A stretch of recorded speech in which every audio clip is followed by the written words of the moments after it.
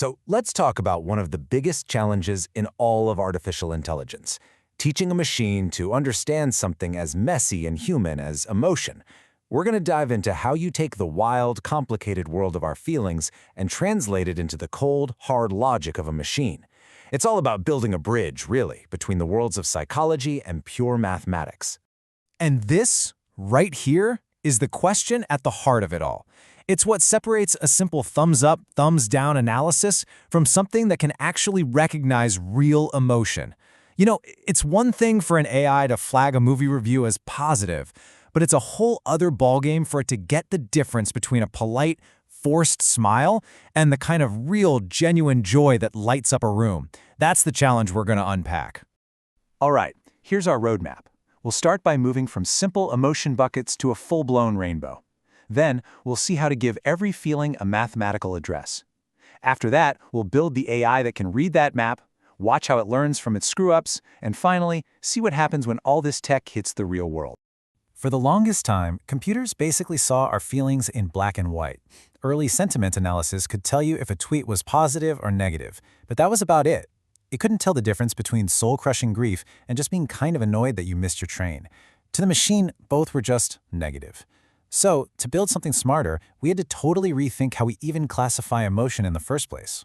So when you're trying to map emotion, there are really two main ways to go. The old school way is the categorical model. I like to think of this as a bunch of Lego buckets. You've got a bucket for happy, a bucket for sad, one for angry, and so on. It's simple, sure, but our feelings are rarely that neat and tidy, right? The new frontier, and what we're focused on, is the dimensional model. This sees emotion more like a rainbow, a continuous spectrum where feelings can blend and mix. It's a much more realistic picture of what's going on inside our heads. And here's exactly why that nuance is so important. Early models, like the famous one from psychologist Paul Ekman, gave us about 7 basic universal emotions. That was our starting set of Legos. But you fast forward to today, and researchers like Brené Brown have literally mapped out 87 distinct emotional experiences. 87! We're talking everything from anguish to wonder to that weird feeling of schadenfreude. When you realize just how massive the landscape of human feeling is, it's totally obvious that a handful of buckets is never going to be enough. You need that rainbow. Okay, so if we have this rainbow of feelings, how in the world do you get a computer to read it? Well, you give every color, every shade on that spectrum, a set of coordinates. This is where we build that bridge I mentioned. The one between squishy human psychology and precise math. This is how we turn feelings into data. And the tool that makes this possible is called the VAD Model. It stands for Valence, Arousal, and Dominance. Just picture a 3D cube. The idea is that inside this space, every single emotion you can think of can be plotted as a specific point. It's like a GPS coordinate for the heart. And it's this model that lets an AI start to see the subtle but crucial differences between feelings. Let's break down those 3 axes. The first one is valence, and it's the most straightforward. This is your classic positive to negative scale. It just answers the basic question, does this feel good or does it feel bad?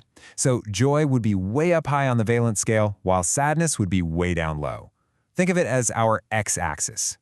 Next up, we have arousal, our y-axis. Now this has nothing to do with feeling good or bad, it's all about energy.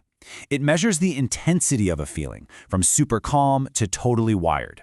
For example, both anger and excitement are high arousal states, right? They're packed with energy. On the flip side, things like sadness or contentment are low arousal. They're much calmer.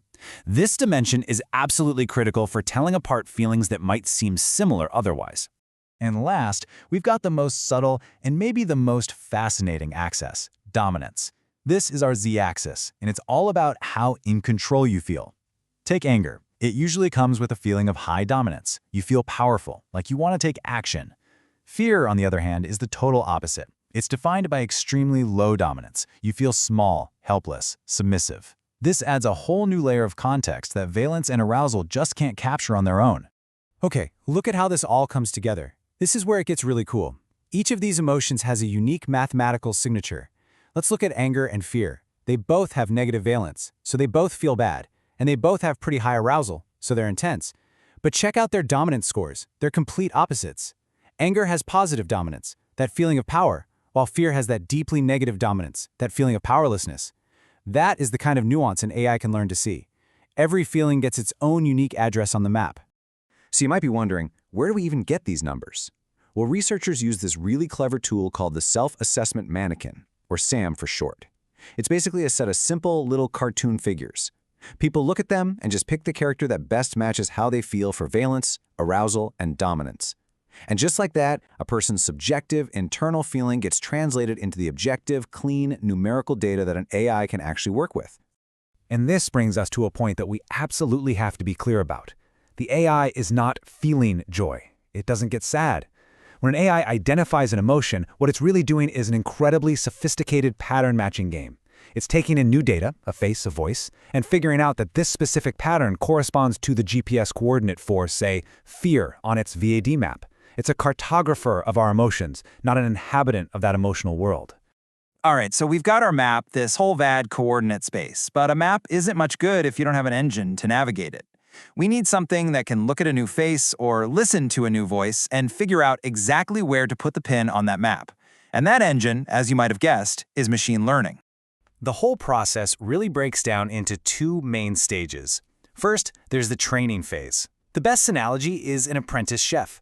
They start by studying thousands of recipes that have already been perfected and labeled. They learn that these ingredients combined in this way make a chocolate cake. Our AI does the same thing, analyzing millions of images and sound clips labeled by humans to learn the patterns for each emotion. Then you get the prediction phase. This is where you hand the chef a mystery box of ingredients and say, make something. The trained AI gets brand new, unlabeled data and has to use what it learned to predict the emotion being expressed. And the way it does this is, well, it's a pretty brilliant bit of biomimicry. The systems that do this, called artificial neural networks, are directly inspired by our own brains. In your brain, a neuron gets signals through its dendrites, and if those signals are strong enough, it fires. An artificial neuron does pretty much the same thing. It takes in data, gives each piece of data a weight, which is just its way of deciding how important that piece is, and if all those weighted signals add up to a certain threshold, bang, it fires, passing the signal on to the next neuron down the line. But here's the thing. Just building one of these networks isn't enough. A brand new neural network is totally useless. It's just a random mess of connections. The real magic happens when it starts to learn, when it refines itself and gets better by figuring out where it went wrong. This whole process is called optimization. So how does that actually work? I mean, how does a machine make a wrong guess and then use that mistake to make sure it doesn't happen again? The answer is this really clever mathematical feedback loop that lets the whole system correct itself. The main algorithm that drives this is called gradient descent, and honestly the best way to get it is with the Foggy Hiker analogy. Imagine you're a hiker, lost on a mountainside in a super thick fog.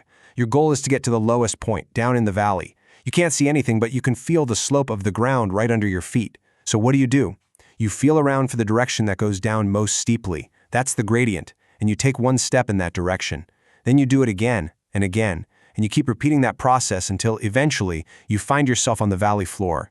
You found the point with the lowest possible error.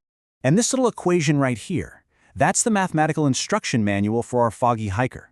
It's what tells the network how to adjust its internal connections, its weights, every time it makes a mistake. It basically says, your new setting should be your old setting minus a little nudge in the right direction based on how wrong you were. And that little alpha symbol, alpha, that's called the learning rate. It's just the size of the hiker's step. If you make the steps too big, you might jump right over the valley. But if you make them too small, it could take you forever to get to the bottom. Okay, so we've got our map, we've got our engine to navigate it, and we have a way for that engine to learn and get smarter. In the clean, controlled environment of a lab, our system is looking pretty great. But what happens when this perfect map meets the messy, unpredictable, and ethically complicated territory of the real world? Well, you immediately run into the single biggest challenge of all, a concept called social reality. This is the idea that a physical expression on its own means nothing. A scowl is just a bunch of muscles contracting in your face. It only becomes anger or concentration or disgust because of the context, the culture you're in, the situation you're in, the whole environment. A machine that can't grasp context can never truly understand emotion. A muscle twitch is not an emotion. And this leads to a massive data problem. See, most AI models are trained on what we call laboratory data. Think posed, over-the-top expressions from paid actors. It's super clean, really easy for an AI to learn from, but it's just not real. Real-life data, in the wild, is subtle. It's messy. It's often contradictory.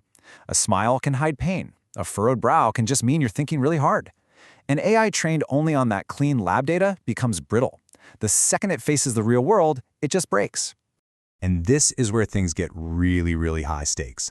Some companies use this tech to analyze video job interviews, creating a total black box where biases can get baked right into the system.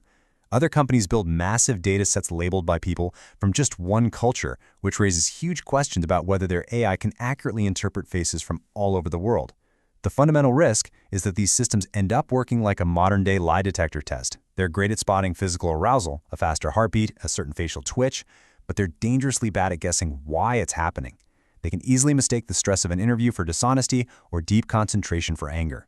So what's the solution? Well, the path forward that everyone's working on is a concept called multimodality. The idea is that instead of just looking at the face, you fuse together multiple streams of data. A really robust AI would analyze facial expressions, plus the tone of voice, plus body posture, and the surrounding context. It wouldn't just see a grimace, it would see a grimace, hear a strained voice, and notice a white-knuckled grip on a steering wheel to understand, this person is stressed out because of traffic. And that really brings us full circle. This whole quest to teach a machine to decode emotion forces us to define it for ourselves. In teaching these machines about us, we're really just building a mirror. And that leaves us with a pretty profound choice. Are we going to reflect a simple, narrow, easily judged version of what it means to be human? Or will we push to build systems that can appreciate the full, messy, beautiful complexity of the human heart? The answer to that won't just define the future of AI. In a lot of ways, it's going to define our own.